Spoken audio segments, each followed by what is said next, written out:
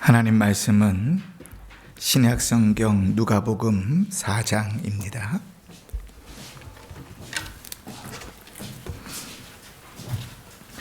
누가복음 5장 4절로 7절. 누가복음 5장 4절로 7절. 제가 봉독할 때 하나님의 음성을 들으시길 바랍니다. 말씀을 마치시고 시몬에게 이르시되 깊은 데로 가서 그물을 내려 고기를 잡으라. 시몬이 대답하여 이르되 선생님, 우리들이 밤이 새도록 수고하였으되 잡은 것이 없지만은 말씀에 의지하여 내가 그물을 내리리이다 하고, 그렇게 하니 고기를 잡은 것이 심이 많아 그물이 찢어지는지라. 이에 다른 배에 있는 동무들에게 손짓하여 와서 도와달라 하니 그들이 와서 두 배의 채움에 잠기게 되었더라. 아멘. 한 주간도 평안하셨지요? 네. 날씨가 이제 거의 여름 날씨처럼 이렇게 되어져 버렸습니다. 일교차가 크면 면역이 약해집니다. 더더군다나 우리 노인들은 더욱 그렇지요. 건강에 유의하시고 음식 드시는 일들, 특별히 물을 많이 드셔서 건강하신 일들을 잘 지키시기를 바랍니다. 우리가 지난주에 이어서 베드로와 세 제자를 부르는 장면을 오늘 살펴보고 있습니다. 지난주에는 그 중에 첫 번째 신앙의 모습을 살펴봤지요. 밤을 새우면서 물고기를 잡았지만 빈손으로 돌아온 베드로는 몸과 마음이 많이 지쳐 있었습니다. 그러나 그렇다고 그냥 집으로 들어가 잘 수 있나요? 다음을 위한 정리도 해야 되고 그물도 다 손질해 놓지 않으면 그 다음날 조업은 할 수 없으니까요. 그러니 그날도 몸도 마음도 다 지쳤는데 그물을 다시 손질할 수밖에 없었지요. 어부의 삶이라는 건 늘 그렇습니다. 우리 인생도 그렇지 않습니까? 그냥 에이 몰라, 그리고 누워 자면 좋은데 인생이 뭐 그런가요? 오늘 해야 될 일들, 내일 일들을 준비하지 않으면 오늘 그냥 편히 쉬운 것이 내일 더 큰 돌덩이가 돼서 다가오는 게 인생이니까 하루하루 해야 될 일들을 잘 감당하며 살아야 되는 것입니다. 그런데 그렇게 몸과 마음이 지쳐있는 베드로에게 주님이 오셔서 배를 띄워줄 것을 요청합니다. 아니, 베드로의 사정을 아는지 모르는지 예수님은 참 눈치도 없이 심신이 지쳐있는 베드로에게 배를 쓰자고 그러는 거예요. 돈 내겠다 그런 것도 아닙니다. 그 물고기 잡겠다 그러는 것도 아닙니다. 그 배 띄워놓고 그것을 강단 삼아서 호숫가의 사람들에게 말씀을 전하시겠다는 거예요. 이 베드로는 이 눈치 없는 예수님의 청함에 주저했을지 모릅니다. 그러나 응하여 자기의 배를 타게 하시고, 그리고 배를 좀 띄어서 말씀을 전할 수 있도록 하시지요. 아마 베드로가 이러한 결단을 내렸던 것은 예수님이 보통 사람은 아니라는 것을 알기 때문일 것입니다. 요한복음에 보니까 베드로의 형제가 안드레라는 형제가 있는데 이 형제는 원래 세례 요한의 제자였거든요. 그런데 세례 요한을 따라다니다가 요한이 예수님을 소개하는 장면을 보고 이 요한은 내 것이라 주장하지 않고 자기 제자들을 예수님께 다 보내지요. 안드레도 그 세례 요한의 제자였다가 예수님께 갔는데 예수님 말씀을 들으니까 메시아이시거든요. 그 얼마나 기뻤을까요? 기쁨은 여러분 어떻게 해요? 문 다 걸어 잠그고 혼자만 알지요, 그죠? 맛있는 거 생기면 절대로 집안에 자식들 다 못 오게 하고 걸어 잠그고 혼자만 먹는 거죠, 그죠? 안 그렇지요, 그죠? 누구 먼저 생각나요? 사랑하는 사람들이 먼저 생각나는 것처럼 이 안드레도요, 메시아를 만나고 그 기쁜 마음에 이제 자기의 형 베드로에게 찾아와서 이야기를 합니다. 내가 오늘 누굴 만났는 줄 아냐고. 메시아를 만났다고. 그리스도를 만났다고. 그리고 그 베드로를 데리고 전도하는 거죠. 예수님 앞으로 데려갑니다. 근데 사실 베드로는요, 원래 이름은 시몬이에요. 시몬. 그죠? 우리가 시몬 베드로 그러잖아요. 원래 이름은 시몬이에요. 그런데 이 시몬이 안드레의 손에 이끌려 예수님 앞에 와서 예수님을 만나고 예수님께서 그 이름을 베드로라고 이름을 바꾸어 주십니다. 베드로라는 뜻은 반석이라는 말이지요. 이름을 바꾸어 주셨어요. 우리는 뭐가 더 익숙합니까? 시몬이 익숙합니까? 베드로가 익숙합니까? 뭐가 더 익숙해요? 베드로가 더 익숙하지요. 원래 이름은 다 잊혀져 버렸어요. 그 베드로라는 이름 누가 지었는가? 주님이 지어주신 거예요. 근데 주님은 그 베드로를 부를 때요, 늘 시몬이라고 부르세요. 요한복음 21장에 보면 요한의 아들 시몬아 이렇게 부르시잖아요. 베드로야 이렇게 부르지 않고, 그지? 하여간 시몬을 베드로로 바꿔줬어요. 그리고 예수님을 같이 따라다니다 보니까 야, 이 사람이 보통 사람은 아니구나 하는 것을 알게 되지요. 그러나 예수님을 인생을 다 바쳐 따를 만한 그런 용기도 없었고 신앙도 없었죠. 다시 자기 생업으로 돌아갑니다. 물고기를 잡고, 오늘도 밤새 물고기를 잡았는데 한 마리도 못 잡았던 상황이었죠. 근데 그 주님께서 좀 비범하다 생각하는 그 메시아라 이야기했던 그 주님께서 자기에게 이름을 시몬이라 안 부르시고 베드로라 불러주셨던 그 주님께서 배를 좀 쓰자 그러시는 거예요. 피곤해 죽겠는데 얼마나 피곤하고 졸린지요. 밤새도록 물고기를 잡았는데 한 마리도 못 건졌으니까 몸도 피곤하고 마음도 상하고 심신이 다 지쳐 있는데 이 눈치 없는 예수님께서 배를 쓰자 그러시는 거예요. 아마 모르는 사람이 그랬으면 무시해 버렸겠죠. 이 위아래로 훑어보면서 욕을 한 바가지 퍼부어줬을지 모르겠지만 예수님이 보통 사람이 아니라는 걸 아니까요. 주님의 요청에 몸은 지치고 마음도 상한데 예수님의 요청을 들어줍니다. 배를 띄워서 그 배에서 예수님께서 말씀을 가르칠 수 있게 하지요. 여러분, 하나님은요, 때로는 우리에게 이런 결단을 요구하십니다. 우리는요, 늘 생각 없이 그냥 살아갈 때가 너무 많아요. 내 하고 싶은 대로. 그런데 하나님은요, 우리에게 결단을 요구하실 때가 있어요. 여건과 환경이 좋지 않아요. 내 마음이 흔쾌히 주의 말씀을 들을 준비가 되어져 있지 않는데 주님께서는 그러라고 우리에게 결단을 요구하실 때가 있어요. 말씀을 듣는 자리로 나오라고 초청하실 때가 있습니다. 더 깊은 예수님을 만나기 위해서 결단하라고 요구하실 때가 있습니다.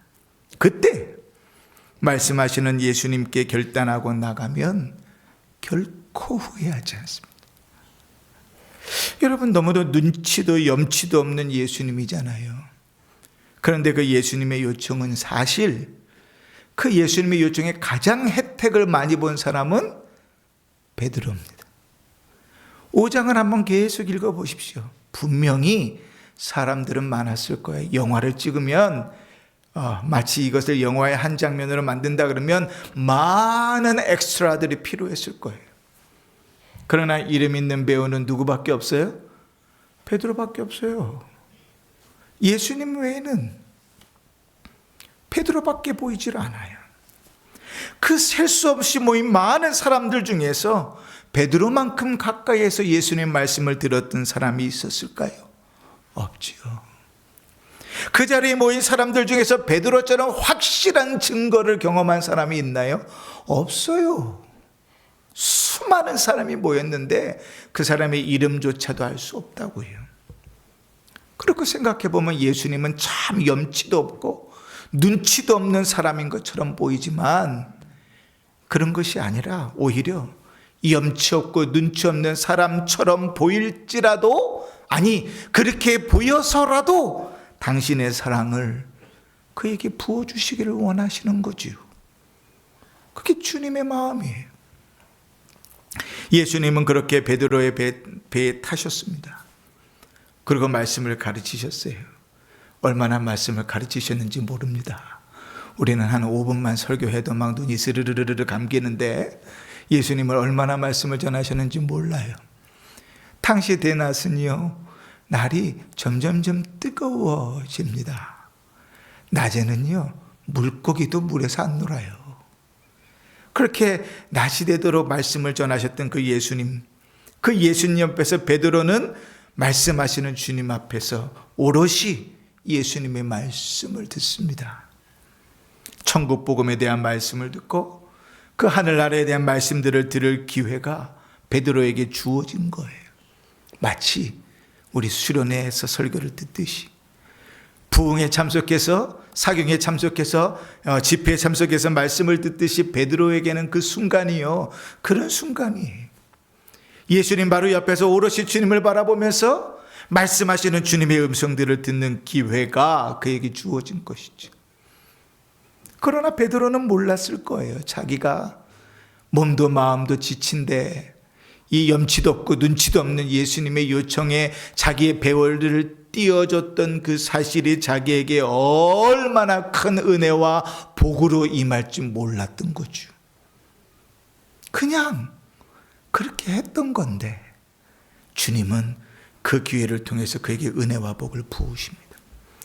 그러니 사랑하는 성도 여러분, 하나님께서 말씀을 줄을 자리로 부르실 때요, 그냥 가볍게 여기지 마세요. 주님께서요, 말씀을 듣는 자리로 우리를 초청하실 때 내 심신이 연약하고 여건과 환경이 안 되는데 주님께서 우리를 부르실 그 자리를 우습게 여기지 마세요. 그 자리에 결단하고 나아가 보세요.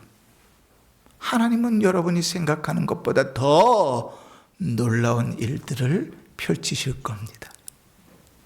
원래는 제가 요 사이에다가 할까 말까 메모를 해놓긴 했는데 조는 사람 있으면 합시다 이렇게 해놨는데 해야 될 것 같아요. 제가 중학교 때요, 중등부 임원을 했습니다. 제가 중등부 회장이었어요. 그런데 이제 중고등부 전도사님이 수련회를 이제 기획을 하는데 올해는 수련회 안 갑니다 그러는 거예요. 그러면 수련회 안 가면 뭐예요? 교회에서 할 겁니다. 그런데요, 그 어린 아이들이 그 어린 마음에 얼마나 그게 화가 나든지요. 아니 왜 내가 임원을 하는데 수련회를 안 가? 왜 수련회를 안 가고 도대체 뭘 하겠다는 거야? 임원들이 우르르 몰려가서 전사님 멱살을 잡았잖아요. 왜 그러냐고 싸워댔잖아요. 제가 그런 목사예요. 전사님 멱살을 잡고 막 전사님과 싸웠어요. 그런데 결국 수련회 갔을까요? 안 갔을까요? 안 갔죠. 수련회 안 갔어요. 전사님 계획한 대로 일이 진행됐어요. 4일을 수련회를 하는데 3일 저녁 집회를 3분 강사가 오셨어요. 3분 강사가 돌아가면서 오시는데 한 분은 제가 정확하게 기억이 나지 않아요. 첫날 오셨던 목사님은 다일공동체 최일도 목사님, 그분이 사역을 초창기에 사창가에서 막 하실 때였어요. 두 번째 오셨던 분은 맹인 선교회에서 맹인 사역하는 목사님이셨어요. 그 세 번째 분은 기억이 잘 나지 않아요. 그 3일을 그렇게 집회를 했는데요, 제 인생의 가치관을 바꿨던 저녁이 그때였어요. 제가 가는 그 길의 방향을 바꿨던 때가 그때였어요. 전사님 멱살을 잡고 어쩌면 그럴 수가 있냐고, 왜 수련회를 안 가냐고 따져댔는데, 근데 하나님이 그 기회에 저를 바꾸시더라고요. 생각을 바꾸고 가치관을 바꿔요. 대학을 가서 장애인 여기 천사원이었을 때 제가 한 학기를 여기를 그 먼 데로 왔다 갔다 하면서 자원봉사를 했어요. 그런 가치관들이 다 그때 만들어졌어요. 멱살을 잡고 싸웠던 그때 하나님은 그 자리에 저를 부르셔서 제 가치관을 바꾸시는 거예요. 제 신앙관을 바꾸어 놓으시더라고요. 아무것도 아닌 것 같은데 심신이 지치고 어려운 그때 하나님 앞에 결단하고 내리렸던 그 작은 배의 결단이 엄청난 은혜와 결과로 그의 인생을 바꾸어 놓습니다. 그러면 그 정도인가? 아니요. 끝이 아닙니다. 주님께서 말씀을 다 가르치시고 나서 베드로에게 이렇게 말씀하세요. 깊은 데로 가서 고기를 잡으라고 말씀하십니다.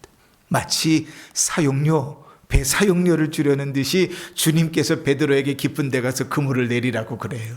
밤새도록 못 잡았는데 깊은 데 가서 그물을 내리라 그럽니다. 그러나 베드로는 그 얘기를 듣고요, 참 그 얘기를 우습게 여겼을지 몰라.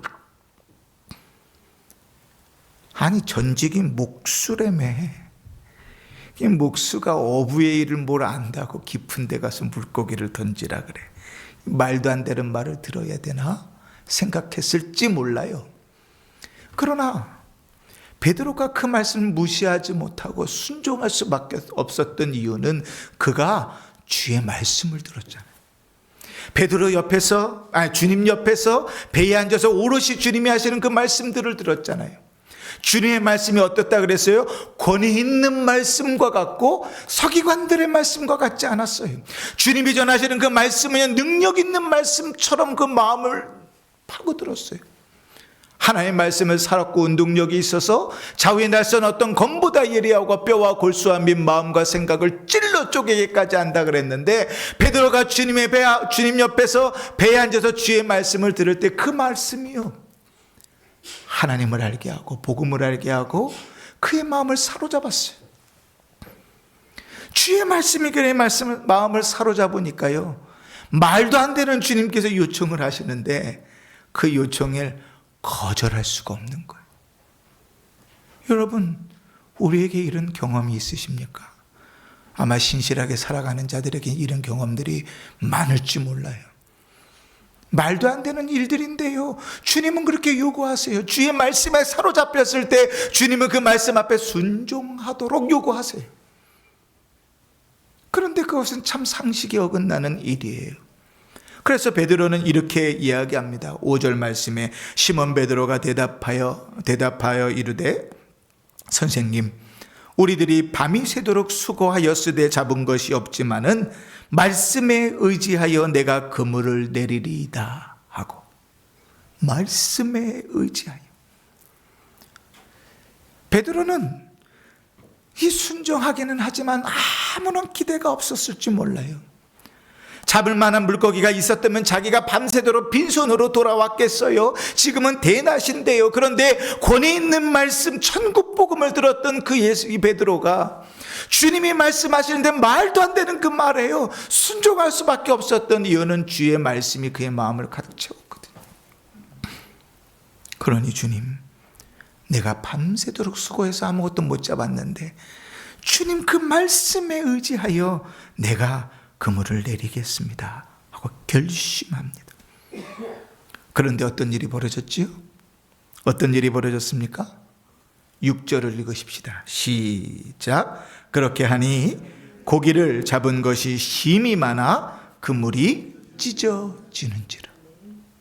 기적이 일어났습니다. 상상할 수 없는 양의 물고기들이 잡힌 거예요. 더 놀라운 사실은 그 많은 물고기 때문에 정말 놀라고 기뻐해야 되는데 베드로는 기뻐할 겨를이 없었다는 거예요. 오히려 그 많은 물고기를 보고 그 마음이 기쁘고 즐거웠던 게 아니라 두렵고 떨렸어요. 왜요? 주님의 천국 복음을 듣고 예수님이 누구신지를 알아갔는데 말도 안 되는 기적을 경험하고 나니까 그 기적으로 얻어진 물고기가 보이는 게 아니라 그 기적을 베푸셨던 주님이 메시아이시구나, 그분이 그리스도이시구나, 그분이 정말 하나님의 아들이시구나를 깨달은 거예요. 그러니 그 마음이 두려운 겁니다. 그가 그 많은 물고기를 보고 기뻐해야 되는데 어떻게 반응을 보입니까? 8절 말씀에 시몬 베드로가 이를 보고 예수의 무릎 아래에 엎드려 이르되 주여 나를 떠나소서 나는 죄인이로소이다. 여러분, 이 장면을 읽을 때마다 저는요, 이사야 선지자가 생각납니다. 우시야 왕이 죽었을 때, 그 오랜 동안 유다의 역사 중에 가장 오랜 동안 나라를 다스렸던 우시야 왕이 죽었을 때, 그가 하늘 보좌가 열리고 하늘에 계신 하나님을 뵀습니다. 그 환상 가운데요, 그가 이렇게 얘기해요. 이사야 6장 5절에 그때에 내가 말하되 화로다, 나는 망하게 되었도다. 나의 입술이 부정한 사람이요, 나는 입술이 부정한 백성 중에 거주하면서 만군의 여호와이신 왕을 배웠음이로다. 똑같지요. 하나님을 만나고 났더니 그가 기쁨으로 채워지기보다, 그 수많은 물고기 때문에 행복하기보다, 그것이 그리스도를 만나게 하고 깨닫게 하니까 두려운 거예요. 경외가 생기는 겁니다. 세 번째 신앙의 모습들은 뒤에 다음 주에 우리가 함께 살펴볼 거예요. 주님의 말씀과 그가 경험한 기적은 예수님이 그리스도에 있는 것을 확신하는데 조금도 부족함이 없었어요. 그리고 주님이 거룩하심을 확인한 후에는 자신이 얼마나 형편없는 죄인인지를 깨닫는, 기뻐 날뛰어야 되는데, 배두척에 고기가 가득 찼는데 그것 때문에 행복한 것이 아니라 두려움에 떨어서 무릎을 꿇고, 주님, 나를 떠나십시오. 나는 죄인입니다. 여러분, 뭐가 더 복된 일인 것 같습니까? 뭐가 더 기적인 것 같습니까? 배가 가득 찬 것 기적인 것 같습니까? 아니면 그가 죄인인 것을 깨달은 것이 기적인 것 같습니까?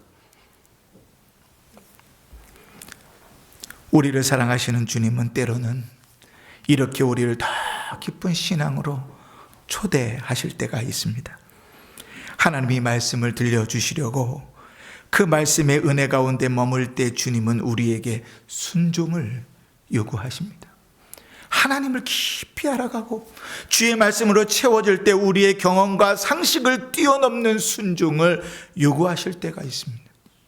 깊은 데로 가서 고기를 잡으라, 예수님께서 말씀하셨을 때 순간 베드로는 이렇게 생각했을지 몰라요. 아이고 주님, 갈릴리 바다에서요, 물고기는 낮에 잡는 게 아니고 밤에 잡는 겁니다. 낮에는 수온이 높아져서 물고기가 없어요. 밤에 잡는 겁니다. 아이고 주님, 제가 가진 배와 얘가 갖고 있는 그물로는요, 깊은 데 가서 물고기를 잡을 수가 없어요. 거기까지 그물이 미치지도 않습니다. 그냥 바닷가 근처에 낮은 데에서 그물을 던져서 물고기를 잡는 거예요. 주님, 이거는 갈릴리에서 어부 생활하는 사람들 상식입니다. 베드로는 마음속에 이렇게 생각했을지 몰라요. 그도 그럴 것이요, 갈릴리 호수는요, 깊이가 가장 깊은 데가 50m가 채 안 되는 세계에서 낮은 민물 호수입니다. 제가 찾아봤어요. 세계에서 민물 호수 중에 깊이가 가장 깊은 데가 어딘가 1km가 넘더라고요. 깊이가. 그러니까 가장 깊은 데로 가도 50m가 안 되니까 이 민물 호수는 그렇게 깊은 호수가 아니에요. 더더군다나 해가 뜨면요, 해수면이 뜨거워져요. 그래서 물고기들이 깊은 데로 들어갑니다. 여러분, 민물고기 잡아보셨습니까? 제 동기 목사님 중에 민물고기를 좋아하는, 잘 잡는 목사님이 한 분 계셔요. 그렇지 않아도 설교 준비하면서 목사님과 얘기를 나누는데 그 목사님 그렇게 얘기하더라고요. 똑같은 조건이라도 민물에서 물고기 잡을 때 밤이 훨씬 더 많이 잡힌다. 왜냐하면 햇빛이 찌어서요, 물이 수온이 뜨거워지면 물고기는 위로 올라오지 않아요. 밑으로 들어가거든요. 그러니 갈릴리 호수에서, 갈릴리 바닷가에서 밤에 물고기를 잡는 게 상식이에요. 그러니 밤새도록 베드로가 물고기를 밤에 잡았죠. 그리고 당시에 어부들이 탔던 배는요, 길이가 3-4m밖에 되지 않아요. 여기서 우리 최인성 권사님 계신 정도, 이 정도 길이밖에 안 돼요, 배가. 거기에 보통 많이 타면 4명 탄답니다. 그만한 배에 4명이 타는데 2명은 돛 타고 이렇게 키를 잡고 2명은 그물을 던져갖고 물고기를 거두는 거예요. 많이 타면 그렇게 4명이 탄답니다. 큰 배가 아니니까요. 그럼 그 배에 가지고 다니는 그물이 얼마나 큰 거겠어요. 요즘처럼 좋습니까? 2000년이 넘었잖아요. 아니요, 그죠? 2000년이 이전이잖아요. 그물이 그렇게 좋았겠습니까? 깊은 데 그물을 던지려면 그만큼 그물이 더 커야 되겠고요. 그만큼 배도 커야지 밑에까지 그물이 내려가서 밑에 있는 물고기들을 싹 걷어 올릴 거 아닙니까? 그런데 베드로의 배는 조그만했다고요. 그 배가 깊은 데 가서 그물을 던져봐야 얼마나 물고기를 잡겠냐고요. 내 배로는, 내 그물로는 깊은 데서 물고기 못 찾습니다. 그런데 뭐라는 거예요? 그런데 주님이 말씀하시니까, 천국 복음을 전하셨던 그 주님이 말씀하시니까, 권위 있는 말씀을 전하셨던 그 주님이 말씀하시니까 내가 그 말씀을 의지하여 그물을 내리겠습니다. 그물을 내렸는데 어떤 일이 벌어졌지요? 마치 주님께서 그 그물 안으로 물고기를 다 몰아넣으신 것처럼 그물이 가득 차서 들 수가 없었어요. 다른 배가 와서 도와야 할 정도로 기적이 벌어졌습니다. 베드로가 자기의 경험적 지식에 반하여 예수의 말씀에 순종했을 때 자기가 한 번도 경험하지 못했던 양의 물고기를 잡습니다. 베드로가 자기의 상식에 벗어난 주님의 말씀에 순종했을 때 그 상식을 뛰어넘는 하나님의 능력을 경험하게 되었던 거예요. 베드로에게 일어난 이 엄청난 기적의 사건은 우리에게 무조건 순종하기만 하면 돼, 그러면 기적을 경험할 거야, 이런 메시지를 전하는 게 아닙니다. 하나님의 말씀을 듣고 주의 말씀으로 가득 채워져서 상식에 벗어 어긋나고 내 경험에 반하지만 하나님의 말씀으로 가득 채워진 자가 주의 말씀을 따라 순종해 걸어갈 때 그곳에 하나님께서 기적과 은혜와 능력을 부어주시겠다고 말씀하시는 거예요. 억지로 순종만 하면 기적이 일어난다고 말씀하시는 것이 아니라 권위 있는 말씀을 통해서 하나님을 알아가고 그 말씀을 통해서 깊이 주님을 알아갈 때 그 말씀에 순종하면 주님께서 하나님의 능력을 보여주신다는 거예요. 하나님의 말씀이 들려질 때, 믿어질 때 그 우리의 경험과 상식에 반하는 말씀에 순종할 마음이 생겨요. 그리고 그때 그 말씀을 의지하여 행동하는 그 행동 속에 하나님의 은혜가 임하는 겁니다. 이렇게 깊이 있게 하나님을 만나는 은혜가 있기를 바랍니다. 배에 앉아서 예수님의 말씀을 들을 수밖에 없었던 베드로, 오직 나를 위해서 존재하는 것 같은 그 시간 속에서 주님을 만날 수 있기를 원합니다. 주님의 말씀이 그렇게 들을 수 있는 기회가 우리에게 주어지기를 원합니다. 수없이 주님께서 그 기회들을 우리에게 허락하신데 그 기회들 속에 결단하고 주님 앞에 나아가는 은혜가 있기를 원합니다. 깊이 있게 말씀 속에서 주님을 만나고 그 말씀 가운데 사로잡혀 순종할 용기가 생겨지기를 바랍니다. 주의 말씀은 우리의 경험치와 상식을 뛰어넘는 순종으로 우리를 인도해 가실 것입니다.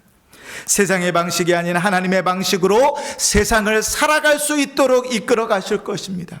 기적을 추구하며 살려는 것이 아니라 순종을 통해 기적도 경험하는 삶을 살아가기를 간절히 바라는 것입니다. 주의 말씀이 우리에게 허락하시는 은혜로 순종하며 살아갈 수 있기를 바라는 것이, 주의 말씀이 믿어질 때, 그 말씀의 권위에 압도될 때 때로는 주님께서 우리의 경험과 상식을 넘어 순종할 용기를 우리에게 허락해 주십니다. 베드로와 같이 셀 수 없는, 들을 수도 없는 물고기만 잡는 기적만이 아니라 일상의 평범한 삶을 기적처럼 살아가더라도 하나님은 우리에게 기쁨을 주시고 은혜를 부어 주실 것입니다. 사랑하는 성도 여러분, 풍성하게 하나님을 알아가는 지식이, 깊이 있는 말씀의 은혜가 우리의 삶을 인도하기를 바랍니다. 말씀을 의지하여 순종하는 삶이 우리의 삶에 가득 채워지기를 바랍니다. 그래서 오늘도 우리를 부르시고 말씀하시고 인도하시는 하나님의 역사 속에 기적과 능력을 경험하고 기적과 같은 삶을 살아내는 복된 성도가 되시기를 주의 이름으로 축원합니다. 아멘.